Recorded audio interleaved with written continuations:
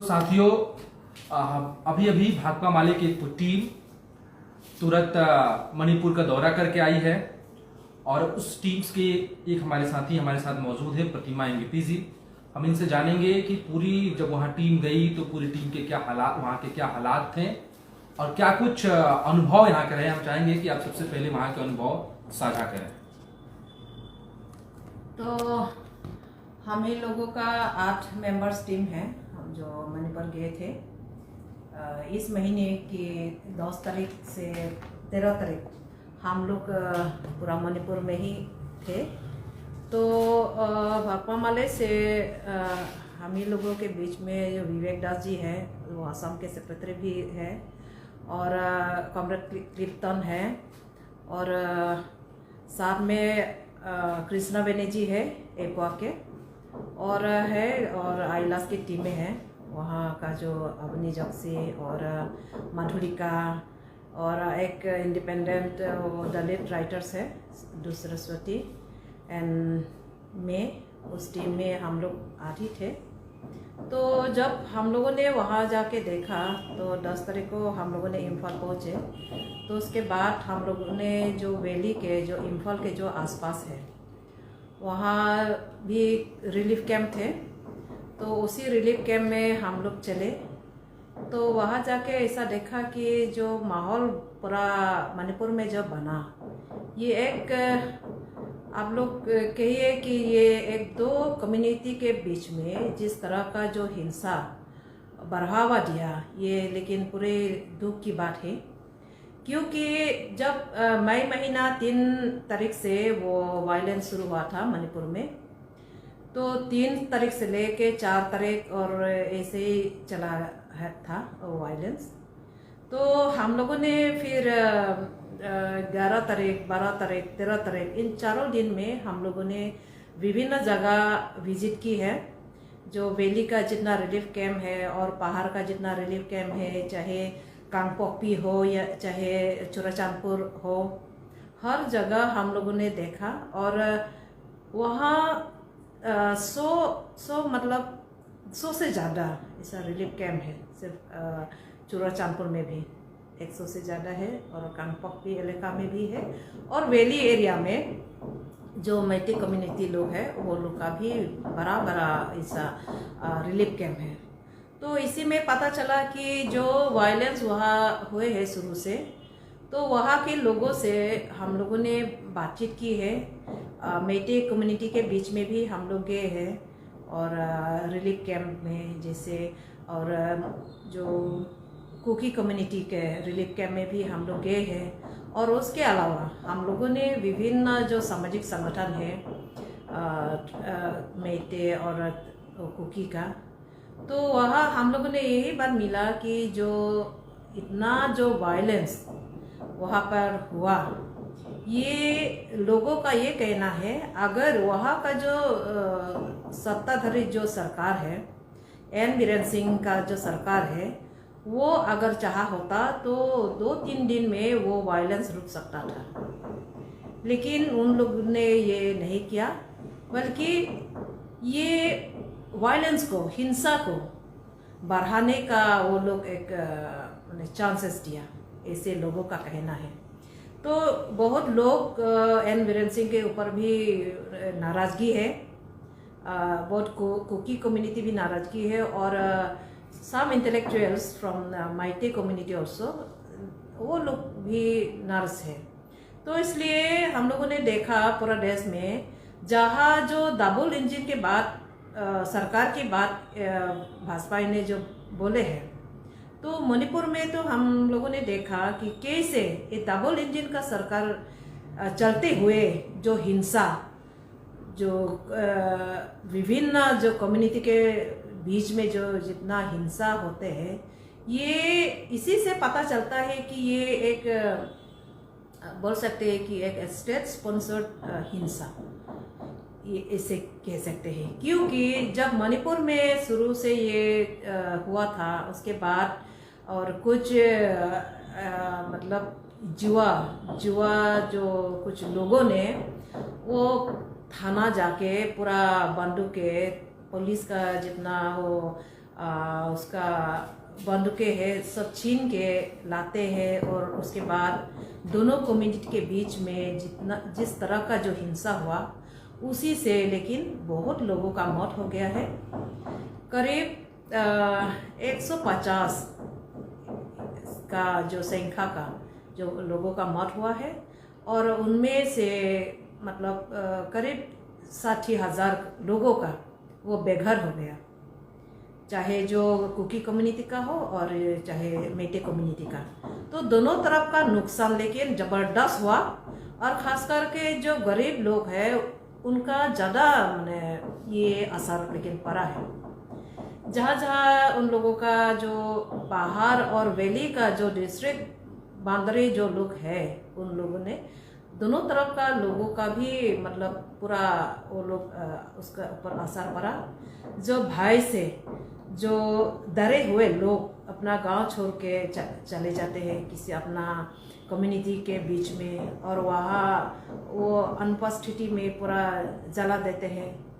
जैसे कि विष्णुपुर और चौराचांदपुर के आसपास का जो लोग हैं, चाहे मेते हो चाहे इनका हो जो कुकी का हो, दोनों तरफ का ये हमला लेकिन हुआ है। तो उसके ऊपर हम लोग बहुत दुखजनक वो जो स्थिति है। और जहाँ हम लोगों ने देखा कि खास करके जो रिलीफ कैंप है, और रिलीफ कैंप का अवस्था भी बहुत दुखजनक है, क्योंकि जहाँ पहाड़ का जो खास करके जो कुकी लोगों का जो रिलीफ कैंप है वो कांगपोकपी में भी हम लोगों ने देखा है। वहाँ कुछ स्कूल में कुछ ट्रेनिंग सेंटर में वो लोग रह रहे हैं, और वहाँ का जो खाने पीने का जिस तरह का जो उसका जो सप्लाई होना था वो सफिशिएंट नहीं है, और जो स्वास्थ्य का जो जिस तरह का जो सुविधा होना चाहिए वो भी नहीं है। क्योंकि जो डिस्ट्रिक्ट हॉस्पिटल कांगपोकपी में 7 साल पहले का जो वो लोग ने डिक्लेयर किया, लेकिन अभी भी वो अंडर कंस्ट्रक्शन, अभी भी वो बिल्डिंग नहीं हुआ है, और छोटा मोटा किसी घर में वो डिस्ट्रिक्ट हॉस्पिटल वो लोग चला रहा है। और डिस्ट्रिक्ट हॉस्पिटल में जितना जो डॉक्टर्स का अपॉइंटमेंट था हुआ था, लेकिन इस वायलेंस की वजह से बहुत डॉक्टर वहाँ में नहीं है। कुछ लिमिटेड 3-4 ऐसे डॉक्टर से वो चलाया, और जिस तरह का वो पूरा जो इक्विपमेंट जो होना चाहिए था टेस्टिंग के लिए हो भी, चाहे हेपेटाइटिस A B C हो, जिस तरह का जो बीमार होते हैं उसका जो टेस्टिंग का भी कोई सुविधा नहीं है, और वहाँ में दवा की कमी है,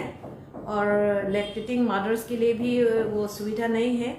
और न्यूट्रिशंस की कमी है। तो हर तरह का ये चीज़ लेकिन हम लोगों ने वहाँ देखा है। और छोटा मोटा किसी उसमें रिलीफ कैंप में भी 200 और 400 500 ऐसा लोगों को रहना पड़ा। और एक चांदपुर एक वहाँ का एक यूथ हॉस्टल है, गवर्नमेंट यूथ हॉस्टल है, लेकिन वो पूरा टूटा हुआ ऐसा बिल्डिंग है, उस पर भी करीब 500 लोगों का वहाँ ठहरना है। तो ये लोगों का जो जिस तरह का अभी चल रहा है वहाँ का हालत तो मतलब ठीक नहीं है, खराब है। और अभी भी वो लोग अपने गांव में जाने का अभी भी वो स्थिति नहीं बना। तो इन 4 महीना अभी होने जा रहा है, तो इसी से तो अब कब तक चलेगा। और जितना दिन तक अगर वो लोग है रिलीफ कैंप में, लेकिन जो सुविधा सरकार की तरफ से देना चाहिए वो देना था। और जगह जगह कुछ सामाजिक संगठन NGOs और विभिन्न वहाँ के लोकेलिटी लोगों का भी वो रहा है, सहयोग रहा है। और वैली एरिया में जो मेन माने इम्फाल के जो आसपास है, चाहे विष्णुपुर डिस्ट्रिक्ट, और एक है जो इम्फाल के पास ही है वो अकामपट रिलीफ कैंप, वहाँ में भी ऐसा है। एक गर्ल्स हॉस्टल पे है वो जो रिलीफ कैंप है, वहाँ करीब 1000 से ज़्यादा लोगों का रहना पड़ा है। तो वहाँ कोई प्राइवेसी ऐसे महिलाओं का कोई वो नहीं है, क्योंकि पूरा जो जितना क्राउडेड हो गया, और वहाँ का जो खाने पीने का जो व्यवस्था और वहाँ का जो किचन मतलब एक नाले के साथ ही वो लोग खाना बना रहा है।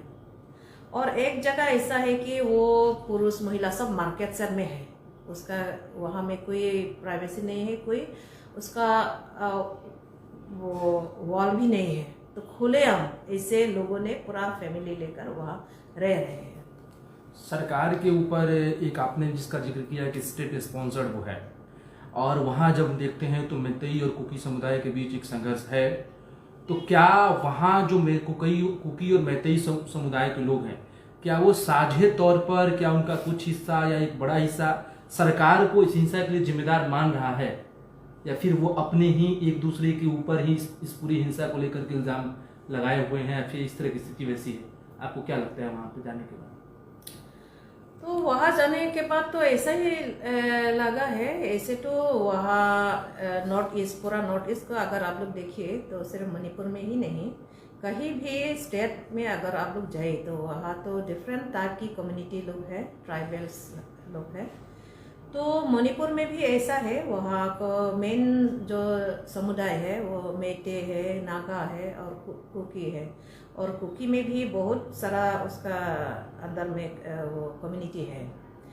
तो वहाँ डिफरेंसेस तो थोड़ा है, लेकिन जो माने इमीडिएट जो अगर कारण अगर हम लोग समझे तो वो था ये एसटी स्टेटस को लेकर ही, मतलब इमीडिएट कारण जिस कारण से वो पूरा वायलेंस जो पूरा सामने आ गया, वो भी एक वजह है। वो तो सरकार की तरफ से ही है, क्योंकि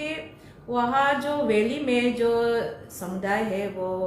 ज़्यादातर लोग वहाँ में मेटे कम्युनिटी ही है, और पहाड़ में जो लोग हैं वो एसटी मतलब पहाड़ी लोग हैं। कुछ इलाका में नागा लोग का है और कुछ डिस्ट्रिक्ट में एक कुकी का है। तो रिसेंटली वहाँ जो कोर्ट के तरफ से जो ऑर्डर पास आया था कि जो मेटे कम्युनिटी को भी एसटी दिलाने के जो बात सामने आया, उसी बात को लेकर मैंने तुरंत एक रिएक्शन